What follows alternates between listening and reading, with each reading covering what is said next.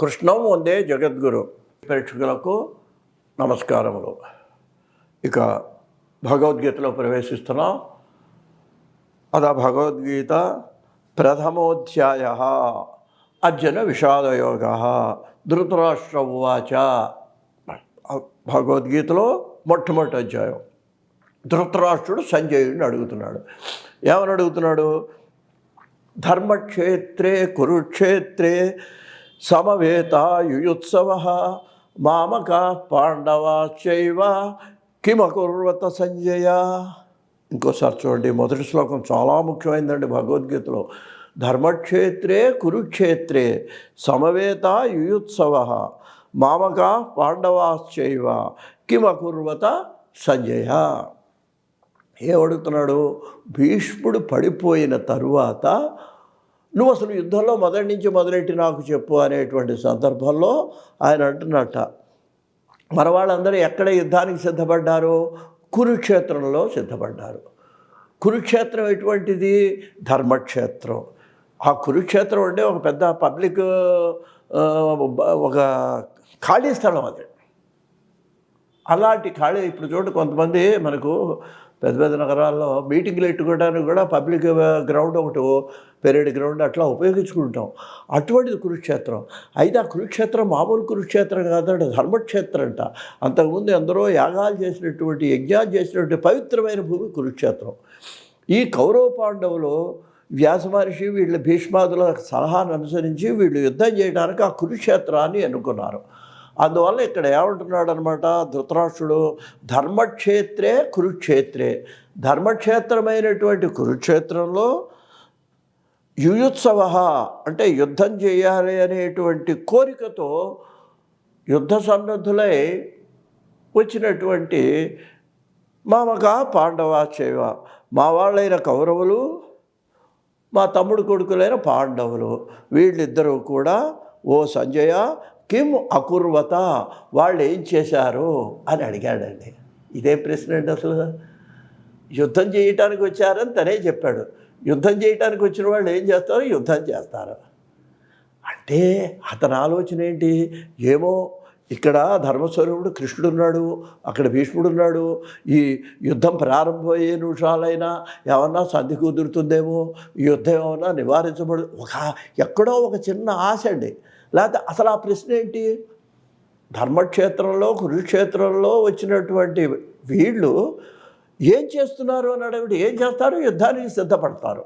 కానీ అతని ఆలోచన ఏంటంటే, ఏమైనా ఎక్కడో ఒక మారుమూల సంధి జరగకపోతుందా, యుద్ధం నివారణ కాకపోతుందా అని ఉందేమో అని కూడా మనం ఈ ప్రశ్న వల్ల మనం అనుకోవాల్సి వస్తుందండి. ఇక రెండవది, ఈ ధృతరాష్ట్రుడు చాలా మమకారానికి ప్రతీకాన్ని గతంలో గుర్తు చేశానండి. ఎలా తెలుస్తుంది అన్నట్లయితే ఒక చిన్న విషయం అండి. కౌరవులు పాండవులు అనాలి అడిగేటప్పుడు, లేదా మా వాళ్ళు ఇద్దరు కూడా మా వాళ్ళు అని అనాలి. కానీ ఇక్కడ ఆయన ఏమన్నాడంటేనండి, కౌరవులనేమో మామకాహ అన్నాడు. కౌరవులటండి ఆయన వాళ్ళటండి, పాండవులు పాండవులట. అంటే ఎంత భేదం చూపెట్టాడంటే యుద్ధంలో కూడా తన పిల్లలు, అన్నదమ్ముల పిల్లలు, తన సింహాసనం మీద ఉన్నాడు, ఇద్దరిని సమానంగా చూడాలి. కానీ ఆ సమభావన అతనికి లేదు. అసలు ఆ సమభావన ఉంటే యుద్ధమే రాదు. దుర్యోధనుడు విన్నా విడకపోయినా వాడు తిక్కన చెప్తాడండి. భారతంలో రాయబారానికి వచ్చినప్పుడు అంటాడు కృష్ణుడు, ఓ ధృతరాష్ట్ర, ఈ వంశంబునకెల్ల నీవే కుదురు, ఇందు ఎవ్వారి సొందంబులు ఎట్లై వర్తిల్లినా మేలు కీడు తుది నీయందొందెడుగానా అని వార్నింగ్ ఇచ్చాడు ధృతరాష్ట్రుడికి. ఓ ధృతరాష్ట్ర మహారాజా, ఈ వంశానికి నువ్వు మూలం, ఒక చెట్టు కుదురులాగా మూలం. ఇందుట్లో ఎవరు ఇటు కౌరవులు చెడ్డ చేసినా పాండవులు చెడ్డ చేసినా నీకే చెందుతాయా అని చెప్పినటువంటి కృష్ణ పరమాత్మ తెలుసు తనకి. తను నివారించాలంటే ఎన్ని గొడుక్కున్నా దుర్యోధనుడు ఆ పాండవులకు అర్ధరాజ్యం ఇచ్చేస్తున్నాను అంటే అతన్ని అడ్డుపెట్టేవాడు ఎవరు లేరండి. కానీ లోపల మమకారం. ఆ దుర్యోధనుడు వచ్చి, నాన్న పాండవులు పంచావంటే నేను అగ్నిలో దూకి చచ్చిపోతాను. చచ్చిపోతావా? చచ్చిపోతే పో అనగలిగితే అసలు యుద్ధమే లేదండి. కానీ అక్కడ ఏంటనమాట? మమకారం. పిల్లవాడి ఆ మమకారమే ఇవాళ కూడా మనకు సంఘానికి చెప్పేటువంటి ఇది భగవద్గీతలో మనం గమనించాలండి. ధర్మ విరుద్ధమైనటువంటి మమకారం మన కుటుంబాన్ని నాశనం చేస్తుంది అనేటువంటి విషయాన్ని ఇంత కఠినంగా చెప్పినందుకు క్షమించాలి. అదే మనకు భగవద్గీత ఇచ్చేటువంటి సందేశం. అప్పుడు వాళ్ళని అవసరం వస్తే వాళ్ళని శిక్షించాలి.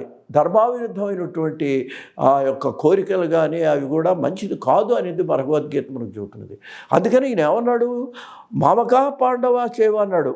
ఈ కౌరవులేమో తనవాళ్ళటండి, వాళ్ళేమో పాండవులట. అంటే అక్కడే అప్పటికి అతనికి ఆ భేదభావం అనేది మొదటి శ్లోకంలోనే మనకు అర్థమవుతున్నది. కాబట్టి అటువంటి మమకారంతోనూ భేదబుద్ధితోనూ ఉన్నటువంటి ధృతరాష్ట్రుడు ఈయన్ని మొదటి ప్రశ్న ఈ విధంగా మరి వేయటం జరిగిందండి.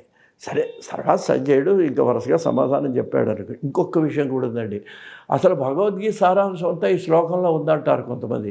ఏంటంటే సారాంశం ఏంటంటే ధర్మక్షేత్రే కురుక్షేత్రే అని ఒక్క మాటను అటు ఇటు తిరిగేస్తే క్షేత్రే ధర్మం సంస్కృతంలో ఏంటంటే ఎటు మార్చినా కూడా మనం దానికి అలా అందంగానే కనిపిస్తుందండి. అది మిగిలిన ఏ భాషలకు అంత అందం ఉండదు. దీన్ని మనం తిరిగేస్తే క్షేత్రే ధర్మం కురు. కాబట్టి భగవద్గీత చెప్పే సందేశం మొట్టమొదటి శ్లోకంలో మొట్టమొదటి పాదంలోనే ఉందన్నారు కొంతమంది పెద్దవాళ్ళు. ఏంటి క్షేత్రే నువ్వు ఎక్కడైనా సరే నువ్వు ధర్మం ఆచరించు. అదే మొత్తం ఈ భగవద్గీత సారాంశము. అంటే ఏంటి, ధర్మ విరుద్ధంగా ప్రవర్తించకూడదు, నా వాళ్ళు పరాయి వాళ్ళనే భేదం చూపకూడదు అనేది మొట్టమొదటి శ్లోకంలో మొట్టమొదటి పాదంలోనే ఉందని కూడా కొంతమంది మనకు మనవి చేయటం జరిగింది.